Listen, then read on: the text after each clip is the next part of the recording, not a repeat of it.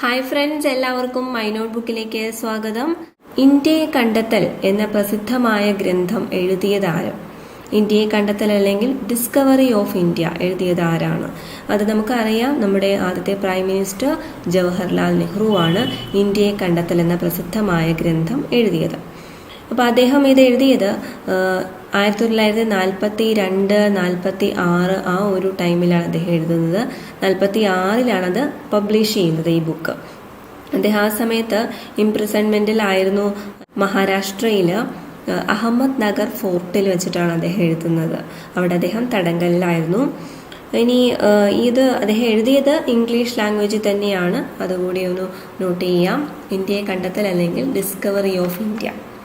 Okay, പിന്നെ ഇതിൽ മറ്റു ആളുകളുടെ പേര് കൊടുത്തിട്ടുണ്ട്. അപ്പോൾ അവരുടെ ഒരു ഫേമസ് ആയിട്ടുള്ള കുറച്ച് ബുക്സിൻ്റെ പേര് കൂടി പറയാം. മഹാത്മാഗാന്ധി അദ്ദേഹത്തിൻ്റെ നമുക്കറിയാം എൻ്റെ സത്യാന്വേഷണ പരീക്ഷണങ്ങൾ എന്നാണ്. അദ്ദേഹത്തിൻ്റെ ബുക്ക് ഒറിജിനലി എഴുതിയിരിക്കുന്നത് ഗുജറാത്തി ഭാഷയിലാണ്. അത് പിന്നീട് ഇംഗ്ലീഷ് ഭാഷയിലേക്ക് തർജ്ജമ ചെയ്യാറുണ്ടായത്. അപ്പോൾ അത് പലപ്പോഴും ചോദിക്കുന്നൊരു ക്വസ്റ്റ്യനാണ്, ആരാണ് മഹാത്മാഗാന്ധിയുടെ ആത്മകഥ വിവർത്തനം ചെയ്തത് എന്നുണ്ടായ ഇംഗ്ലീഷിലേക്ക് ട്രാൻസ്ലേറ്റ് ചെയ്തത്? അതിൻ്റെ ആൻസർ പ്ലീസ് കമൻറ്റ്. അപ്പോൾ 21 നമ്പർ ഇട്ടിട്ട് തന്നെ കൊടുത്താൽ മതി. മഹാത്മാഗാന്ധിയുടെ ആത്മകഥ ഇംഗ്ലീഷിലേക്ക് ട്രാൻസ്ലേറ്റ് ചെയ്തത് ആരാണ്? അതിൻ്റെ ആൻസർ നിങ്ങൾ കമൻറ്റ് ചെയ്യണം. ഓക്കെ, ഇനി പട്ടേലിനാണെങ്കിൽ സർദാർ വല്ലഭായ് പട്ടേൽ, അദ്ദേഹത്തിൻ്റെ വളരെ ഫേമസ് ആയിട്ടുള്ള ഒരു ബുക്കാണ് words of freedom ideas of A nation എന്ന് പറയുന്നത്. ഓക്കെ, അപ്പോൾ അതൊന്ന് ഓർത്തു വയ്ക്കുക. Words of freedom ideas of nation. അപ്പോൾ നമ്മുടെ സർദാർ വല്ലഭായ് പട്ടേൽ, അദ്ദേഹത്തിൻ്റെ പ്രാധാന്യം ഇപ്പോൾ നമുക്കറിയാം, സ്റ്റാച്യു ഓഫ് യൂണിറ്റി അദ്ദേഹത്തിൻ്റെ പ്രതിമയാണ്. എന്തുകൊണ്ടാണ്? അദ്ദേഹമാണ് ഇന്ത്യക്ക് സ്വാതന്ത്ര്യം കിട്ടിയതിന് ശേഷം 565ഓളം വരുന്ന നാട്ടുരാജ്യങ്ങളെ കൂട്ടിച്ചേർത്ത് ഇൻ്റഗ്രേറ്റ് ചെയ്ത് ഒരു ഇൻഡിപെൻഡൻറ്റ് ഇന്ത്യയാക്കി മാറ്റിയത്. Okay, he integrated 565 princely states into a newly independent India. Okay, അപ്പോൾ അങ്ങനെ ആക്കിയത് അദ്ദേഹമാണ്. അത് ഓർക്കുക. ഈ റീഓർഗനൈസേഷൻ നടത്തിയത് അദ്ദേഹമാണ്. സ്റ്റേറ്റ് ഇൻ്റഗ്രേഷൻ നടത്തിയത് അദ്ദേഹമാണ്. ഇദ്ദേഹം ഫസ്റ്റ് ഡെപ്യൂട്ടി മിനിസ്റ്റർ ആയിരുന്നു. നമ്മുടെ ഫസ്റ്റ് ഡെപ്യൂട്ടി മിനിസ്റ്റർ ആരായിരുന്നു എന്ന് ചോദിച്ചാൽ അത് സർദാർ വല്ലഭായ് പട്ടേലാണ്. കൂടാതെ അദ്ദേഹം ബർദോളി ഗാന്ധി എന്ന പേരിൽ അറിയപ്പെടുന്നു. ഇന്ത്യയുടെ ബിസ്മാർക്ക് എന്ന പേരിൽ അറിയപ്പെടുന്നു. അപ്പം അങ്ങനെ അദ്ദേഹത്തെ പറ്റി ഒരുപാട് വിശേഷണങ്ങളുണ്ട്. ഇനി അടുത്ത് നമുക്ക് പറയാനുള്ളത് ഡോക്ടർ BR അംബേദ്കർ ആണ്. അദ്ദേഹം നമുക്കറിയാം, നമ്മുടെ ഇന്ത്യൻ ഭരണഘടനയുടെ ശില്പിയാണ് അദ്ദേഹം. ആർക്കിടെക്റ്റ് ഓഫ് ഇന്ത്യൻ കോൺസ്റ്റിറ്റ്യൂഷനാണ്, അല്ലേ? ഇനി അദ്ദേഹത്തിൻ്റെ മറ്റൊരു കാര്യം എന്ന് പറയുന്നത്, he was the first law minister of India. ആദ്യത്തെ നിയമമന്ത്രിയായിരുന്നു അദ്ദേഹം. പിന്നെ ഇദ്ദേഹത്തിൻ്റെ കുറച്ച് പ്രധാനപ്പെട്ട ബുക്കുകൾ അല്ലെങ്കിൽ ജേർണൽസ് ഒക്കെ ഉണ്ട്. അത് ചോദിക്കാറുള്ള ചിലത് ഞാൻ പറയാം. അത് ഒരുപാട് ബുക്സ് ഉണ്ട് ഇദ്ദേഹത്തിൻ്റേത്. ഒരു ജേർണലാണിത്, ഒരു വീക്കിലി ആയിരുന്നു. മൂക്ക് നായക് എന്ന് പറയുന്നൊരു വീക്കിലി ഉണ്ടായിരുന്നു. അതുപോലെ തന്നെ അദ്ദേഹത്തിൻ്റെ മറ്റൊരു ഇമ്പോർട്ടൻ്റ് ആണ് ബഹിഷ്കൃത ഭാരത് എന്ന് പറയുന്നത്. പിന്നെ ഒരു ബുക്കുണ്ട്, അതായത് റാനഡെ ഗാന്ധി ജിന്ന. അതൊന്ന് ഓർത്ത് വയ്ക്കുക. MG റാനഡെയാണ് ഉദ്ദേശിക്കുന്നത് അവിടെ. റാനഡെ ഗാന്ധി പിന്നെ ജിന്ന, മുഹമ്മദ് അലി ജിന്നയാണ് ഉദ്ദേശിക്കുന്നത്. ഓക്കെ, അപ്പോൾ അങ്ങനെ ഒരു ബുക്ക് അദ്ദേഹം എഴുതിയിട്ടുണ്ട്. പിന്നെ ബുദ്ധ ഓർ കാറൽ മാർക്സ് എന്നൊരു ബുക്ക് എഴുതിയിട്ടുണ്ട്. പിന്നെ ഇദ്ദേഹത്തിൻ്റെ മറ്റൊരു ഫേമസ് ആയിട്ടുള്ളൊരു ബുക്ക് എന്ന് പറയുന്നത് ദ അൺടച്ചബിൾസ് ആണ്. അപ്പോൾ അങ്ങനെ ഒത്തിരി ബുക്കുകളുണ്ട്. ദ പ്രോബ്ലം ഓഫ് റുപ്പി അദ്ദേഹത്തിൻ്റേതാണ്. ദ അനിലേഷൻ ഓഫ് കാസ്റ്റ് അത് അദ്ദേഹത്തിൻ്റെ ബുക്കാണ്. അപ്പോൾ അദ്ദേഹത്തിൻ്റെ ഒരുപാട് ബുക്സ് ഉണ്ട് അത് BR അംബേദ്കറിൻ്റെ. അപ്പോൾ അത് കുറച്ചെങ്കിലും ഒന്ന് വായിച്ചു വിടുക, കാരണം ഇപ്പം അങ്ങനെയൊക്കെ ചോദ്യങ്ങൾ വരുന്നുണ്ട്. അടുത്ത ചോദ്യം, ഇന്ത്യ പാകിസ്ഥാൻ അതിർത്തി രേഖ തയ്യാറാക്കിയത് ആരാണ്? അപ്പോൾ ഇന്ത്യ പാകിസ്ഥാൻ അതിർത്തിക്ക് എന്താണ് പേര് പറയുന്നത്? അപ്പോൾ അതറിയാമെങ്കിൽ എളുപ്പം കണ്ടുപിടിക്കും, ആളുടെ പേരറിയില്ലെങ്കിലും. കാരണം അതിൽ ലൈനിന് പറയുന്നത്, ഇന്ത്യ പാക് അതിർത്തി ലൈനിന് പറയുന്നത് റാഡ്ക്ലിഫ് ലൈൻ എന്നാണ്.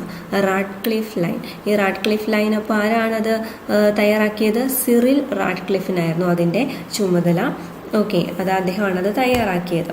ഈ ഒരു റാഡ്ക്ലിഫ് ലൈൻ എന്ന് പറയുന്നത് നമ്മുടെ പഞ്ചാബ് അതുപോലെ ബംഗാൾ പ്രവിശ്യകളൊക്കെ വരുന്നതാണ് ഈ റാഡ്ക്ലിഫ് ലൈൻ, അതായത് ഇന്ത്യ പാകിസ്ഥാൻ അതിർത്തി വരുന്നത്.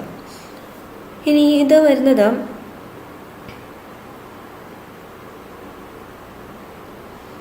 എന്നാണ് ഇത് ഡിക്ലെയർ ചെയ്തത്? അതിപ്പോൾ ഇന്ത്യ നമുക്കറിയാം, നമുക്ക് സ്വാതന്ത്ര്യം കിട്ടിയത് August 15 August 15 സ്വാതന്ത്ര്യം കിട്ടി. അത് കഴിഞ്ഞിട്ട് 1947 തന്നെ August 17 ഈ ഒരു, അതായത് ഇന്ത്യയും പാക്കും തമ്മിലുള്ള അതിർത്തി ഫിക്സ് ചെയ്ത് അത് ഡിക്ലെയർ ചെയ്ത്, അതായത് ഈ റാഡ്ക്ലിഫ് ലൈൻ ഡിക്ലെയർ ചെയ്ത് എന്നാണെന്ന് പഠിച്ചു വയ്ക്കുക.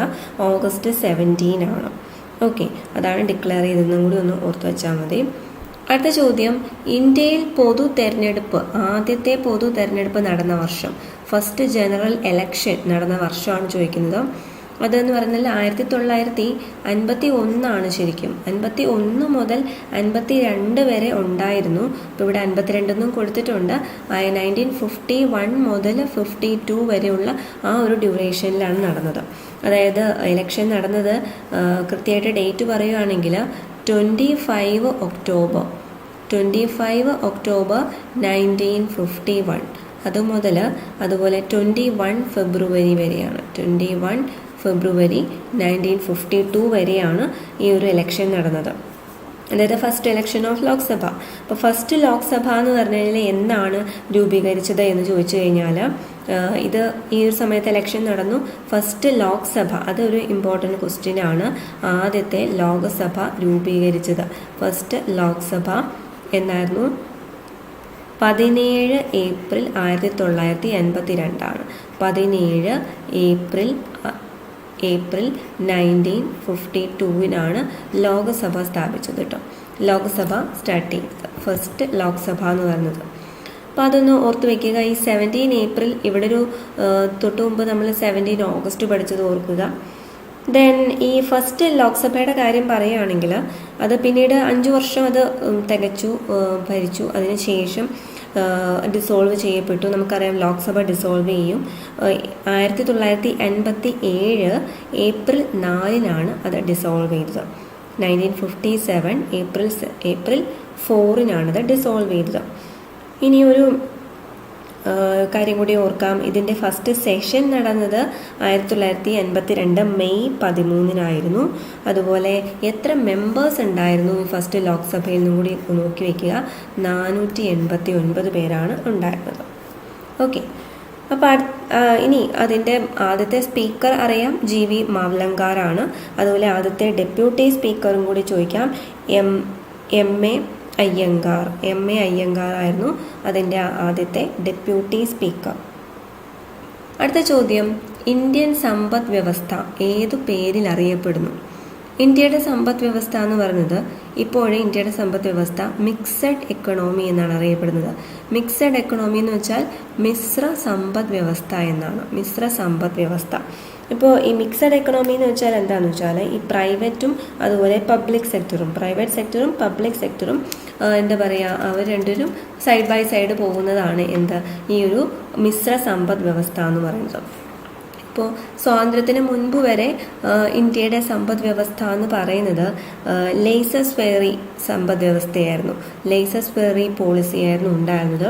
എന്ന് വെച്ചാൽ ഇപ്പോൾ പ്രൈവറ്റ് പാർട്ടീസ് തമ്മിലുള്ള എന്ത് ട്രാൻസാക്ഷൻ ആണെങ്കിലും അതിനകത്ത് എന്താ പറയുക, താരിഫ്, സബ്സിഡി, റെഗുലേഷൻ അങ്ങനെ ഒരു നിയന്ത്രണങ്ങളും ഇല്ലായിരുന്നു.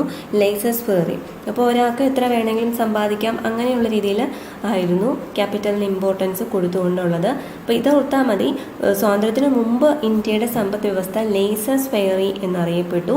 അതുപോലെ തന്നെ ഇന്ത്യൻ സമ്പദ് വ്യവസ്ഥ ഇപ്പോൾ എന്താണ്? മിശ്ര സമ്പദ് വ്യവസ്ഥ അല്ലെങ്കിൽ മിക്സഡ് എക്കണോമി ആണ്. അതും കൂടി ഓർക്കുക. ഇന്ത്യൻ ഹരിത വിപ്ലവത്തിൻ്റെ പിതാവ് ആര്? ഇന്ത്യൻ ഹരിത വിപ്ലവത്തിൻ്റെ പിതാവ് അതാരാണ്? Doctor M.S. സ്വാമിനാഥനാണ് ഇന്ത്യൻ ഹരിത വിപ്ലവത്തിൻ്റെ പിതാവ് എന്ന് പറയുന്നത്. നമുക്കറിയാം ഈ ഹരിത വിപ്ലവത്തിൻ്റെ പിതാവ് എന്ന് പറയുമ്പോൾ ജനറലായിട്ട് ഹരിത വിപ്ലവം അത് മൊത്തത്തിൽ പറയുവാണെങ്കിൽ ഇപ്പോൾ ഇന്ത്യൻ എന്ന് ചോദിച്ചിട്ടില്ല, ഹരിത വിപ്ലവത്തിൻ്റെ പിതാവെന്ന് മാത്രമാണ് ചോദിക്കുന്നതെങ്കിൽ അതിൻ്റെ answer Norman Borlaug. Okay, Norman ആണ് കേട്ടോ, നോർമൻ ബോർലോഗ് എന്നാണ് അദ്ദേഹത്തിൻ്റെ പേര് വരുന്നത്. ഓക്കെ, ഇത് വന്നത് ഇന്ത്യൻ ഹരിത വിപ്ലവം അത് സ്റ്റാർട്ട് ചെയ്തത് 1960 കേട്ടോ. ഇന്ത്യൻ ഹരിത വിപ്ലവം സ്റ്റാർട്ട് ചെയ്തത്. എന്താണ് ഈ ഹരിത വിപ്ലവം എന്ന് വെച്ച് കഴിഞ്ഞാൽ, ഇപ്പം അഗ്രികൾച്ചറിൻ്റെ കാര്യത്തിൽ ഒരു ഇൻഡസ്ട്രിയലൈസേഷൻ വരുന്ന പോലെ, അതായത് അഗ്രികൾച്ചറിൻ്റെ പല എന്താ പറയുക ഉന്നമനത്തിന് വേണ്ടിയിട്ട് പല ടെക്നോളജീസും അതിലേക്ക് ഉപയോഗപ്പെടുത്തി, പല ടെക്നോളജീസും യൂട്ടിലൈസ് ചെയ്തു. ലൈക്ക് ഇപ്പോൾ നമ്മുടെ പല എന്താ പറയുക ഹൈ ഈൽഡിങ് ആയിട്ടുള്ള സീഡുകൾ, നല്ല അത്യുൽപാദന ശേഷിയുള്ള വിത്തുകൾ, അതുപോലെ തന്നെ ഇറിഗേഷൻ ഫെസിലിറ്റീസ് കൂട്ടി, പിന്നെ പെസ്റ്റിസൈഡ്സ്, കീടനാശിനികൾ, ഫെർട്ടിലൈസേഴ്സ്, അങ്ങനെ പല ടെക്നോളജികളും ഒക്കെ യൂസ് ചെയ്ത് ഈ അഗ്രികൾച്ചറിനെ അങ്ങോട്ട് മുന്നോട്ട് കൊണ്ടുവരാൻ നോക്കി. അതാണ് ഹരിത വിപ്ലവം എന്ന് അറിയപ്പെടുന്നത്. ഓക്കെ, അപ്പോൾ ഇതിലൊരു ചോദ്യം നേരത്തെ വന്നിട്ടുള്ളതാണ്. ഡോക്ടർ MS സ്വാമിനാഥൻ്റെ സമയത്ത്, ഇന്ത്യൻ ഹരിത വിപ്ലവത്തിൻ്റെ സമയത്ത് എന്തിൻ്റെ വളർച്ചയാണ്, അല്ലെങ്കിൽ എന്തിൻ്റെ ഹൈ ഈൽഡിങ് എന്താ പറയുക വിത്തിനങ്ങളൊക്കെയാണ് ഇറങ്ങിയതെന്ന്. അത് റൈസും വീറ്റുമാണ്. ഓക്കെ, നെല്ലും അതുപോലെ തന്നെ ഗോതമ്പുമാണ്. അപ്പം അതും കൂടി ഓർത്ത് വയ്ക്കുക. ഇന്ത്യയിൽ ആരുടെ ജന്മദിനമാണ് ദേശീയോദ്ഗ്രഥന ദിനമായി ആചരിക്കുന്നത്? ദേശീയോദ്ഗ്രഥന ദിനം. അപ്പോൾ ഇതുപോലെ തന്നെ 2 എണ്ണം ഉണ്ട്. അതിപ്പോൾ രാഷ്ട്രീയ ഏകതാ ദിവസമുണ്ട്, ദേശീയ ഉദ്ഗ്രഥന ദിനമുണ്ട്. ഈ ദേശീയ ഉദ്ഗ്രഥന ദിനം എന്ന് പറഞ്ഞാൽ നാഷണൽ ഇൻറ്റഗ്രിറ്റി ഡേ എന്നാണ് കേട്ടോ. നാഷണൽ ഇൻറ്റഗ്രേഷൻ അല്ലെങ്കിൽ നാഷണൽ ഇൻറ്റഗ്രിറ്റി എന്നല്ല, നാഷണൽ ഇൻറ്റഗ്രേഷൻ ഡേ എന്നാണ് വരുന്നത്. ദേശീയോദ്ഗ്രഥന ദിനം എന്ന് പറയുന്നത്.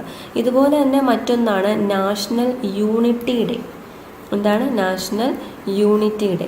അപ്പോൾ ഈ നാഷണൽ ഇൻറ്റഗ്രേഷൻ ഡേ അല്ലെങ്കിൽ ദേശീയോദ്ഗ്രഥന ദിനം അത് വരുന്നത് എന്നാണ്? അത് നവംബർ 19 കേട്ടോ. നവംബർ 19 ദേശീയോദ്ഗ്രഥന ദിനമായിട്ട് ഇന്ത്യയിൽ ആചരിക്കുന്നത്. അത് ആരുടെ ജന്മദിനമാണ്? അത് ശ്രീമതി ഇന്ദിരാഗാന്ധിയുടെ ജന്മദിനമാണ് കേട്ടോ. ഇന്ദിരാഗാന്ധിയുടെ ജന്മദിനമാണ്. ഓക്കെ, അപ്പോൾ ഇന്ദിരാഗാന്ധി എന്ന് പറയുന്നത് നമ്മുടെ ഡെമോക്രാറ്റിക് നമ്മുടെ ഇന്ത്യയുടെ ഡെമോക്രാറ്റിക് സ്ട്രക്ചറിനെയൊക്കെ വളരെയധികം സ്ട്രെങ്തൻ ചെയ്യാൻ ഹെൽപ്പ് ചെയ്ത ഒരു വളരെ പവർഫുള്ളായിട്ടുള്ള ഒരു വനിതാ പ്രധാനമന്ത്രി ആയിരുന്നു ശ്രീമതി ഇന്ദിരാഗാന്ധി. അവരുടെ ബർത്ത്ഡേ ആണ് ദേശീയോദ്ഗ്രഥന, അല്ലെങ്കിൽ ബർത്ത് ആനിവേഴ്സറിയാണ് ദേശീയോദ്ഗ്രഥന ദിനമായിട്ട് ആചരിക്കുന്നത്. ഇനി ഈ പറഞ്ഞ യൂണിറ്റിയുടെ കാര്യം ഞാൻ പറഞ്ഞു, നാഷണൽ യൂണിറ്റി ഡേ എന്ന് പറയുന്നത് ഇതുപോലെ എന്താ പറയുക, നാഷണൽ യൂണിറ്റി ഡേ അത് സർദാർ വല്ലഭായ് പട്ടേലുമായിട്ടാണ് വരുന്നത്. സർദാർ വല്ലഭായ് പട്ടേലിൻ്റെ ജന്മദിനമായിട്ടാണ് വരുന്നത് നാഷണൽ യൂണിറ്റി ഡേ. അത് ഒക്ടോബർ 31 നാഷണൽ യൂണിറ്റി ഡേ വരുന്നത് കേട്ടോ. ഒക്ടോബർ 31. അപ്പം അതിന് പറയുന്ന പേരെന്ന് പറഞ്ഞാൽ രാഷ്ട്രീയ ഏകതാ ദിവസം എന്നും കൂടി പറയും. രാഷ്ട്രീയ ഏകതാ ദിവസം. അപ്പോൾ നമ്മൾ ആദ്യം പറഞ്ഞതാണ് പ്രിൻസ്ലി സ്റ്റേറ്റ്സിനെ എല്ലാത്തിനും ഏകീകരിച്ചത് ശ്രീ സർദാർ വല്ലഭായ് പട്ടേലാണ്. സോ അദ്ദേഹത്തിൻ്റെ ബർത്ത്ഡേ നാഷണൽ യൂണിറ്റി ഡേ, ഇവിടെ നാഷണൽ ഇൻറ്റഗ്രേഷൻ ഡേ അല്ലെങ്കിൽ ദേശീയോദ്ഗ്രഥന ദിനം, ഇവിടെയാണെങ്കിൽ രാഷ്ട്രീയ ഏകതാ ദിവസം, അതാണ് ഒക്ടോബർ 31. ഇനി ഈ പറഞ്ഞ പോലെ നവംബർ 19 ഇപ്പോൾ ദേശീയോദ്ഗ്രഥന ദിനമാണ്. പക്ഷേ അതിന് വേറെ പല ദിനങ്ങളായിട്ടും കൂടി ആചരിക്കുന്നുണ്ട്, അതൊന്ന് മെൻഷൻ ചെയ്തേക്കാം. അത് വേറെ ഒന്നുമല്ല, ഒന്ന് പുരുഷ ദിനമാണ്, അതുപോലെ പൗരാവകാശ ദിനമാണ്. ഓക്കെ, പൗരാവകാശ ദിനമാണ്. പിന്നെ മറ്റൊരു ഈ നവംബർ 19 കഴിഞ്ഞിട്ട് നവംബർ 20 ഒരു പ്രത്യേകത, അത് പറയാൻ കാരണം വേറെ ഒന്നുമല്ല, തൊട്ട് മുമ്പ് നമ്മൾ നെഹ്റുവിനെ പറ്റി പറഞ്ഞിരുന്നു. നമുക്കറിയാം നവംബർ 14 എന്ന് പറഞ്ഞു കഴിഞ്ഞാൽ നമ്മുടെ ഇന്ത്യയിൽ എന്താണ് ശിശുദിനമാണല്ലേ. ചാച്ചാജിയുടെ അല്ലെങ്കിൽ ചാച്ചാ നെഹ്റുവിൻ്റെ ബർത്ത്ഡേ ആണ്, അത് ശിശുദിനമായിട്ടാണ് ആചരിക്കുന്നത്. പക്ഷേ വേൾഡ് ചൈൽഡ് ഡേ എന്ന് പറയുന്നത് നവംബർ 20 ആണ് കേട്ടോ. നവംബർ 14 അല്ല, നവംബർ 20 ആണ്. അല്ലെ ആഗോള ശിശുദിനം എന്ന് പറയുന്നത് നവംബർ 20 ആണ്. അതുപോലെ നവംബർ 26 മറ്റൊരാളുടെ ബർത്ത്ഡേ ആണ്. നവംബർ 26. നവംബർ 26 പ്രത്യേകത മറ്റൊന്ന് കോൺസ്റ്റിറ്റ്യൂഷണൽ ഡേ ആണ്. നമ്മുടെ നിയമദിനം അല്ലെങ്കിൽ ഭരണഘടനാ ദിനം. ഭരണഘടനാ അസംബ്ലി, അത് കോൺസ്റ്റിറ്റ്യൂവൻ്റ് അസംബ്ലി അംഗീകരിക്കപ്പെട്ടത് നവംബർ 26 അതുണ്ട്. അത് കൂടാതെ നവംബർ 26 എന്ന് പറയുന്നത് ഡോക്ടർ വർഗീസ് കുര്യൻ്റെ ബർത്ത്ഡേ ആണ്. അതുകൊണ്ട് തന്നെ അത് നാഷണൽ മിൽക്ക് ഡേ ആയിട്ടും കൂടി ആചരിക്കുന്നുണ്ട്. അപ്പോൾ അതുകൂടി ഒന്ന് നോട്ട് ചെയ്യുക, നാഷണൽ മിൽക്ക് ഡേ. ഓക്കെ. അടുത്ത ചോദ്യം, ലോക പൈതൃക പട്ടിക തയ്യാറാക്കുന്ന UNOയുടെ ഏജൻസി. UNO, യുണൈറ്റഡ് നേഷൻ ഓർഗനൈസേഷൻ്റെ യുനെസ്കോ ആണ് ഈ ലോക പൈതൃക പട്ടിക അല്ലെങ്കിൽ വേൾഡ് ഹെറിറ്റേജ് ലിസ്റ്റ് തയ്യാറാക്കുന്നത്. അടുത്ത, ചേരിചേര പ്രസ്ഥാനത്തിൻ്റെ ആദ്യത്തെ വനിതാ ചെയർമാൻ ആരായിരുന്നു?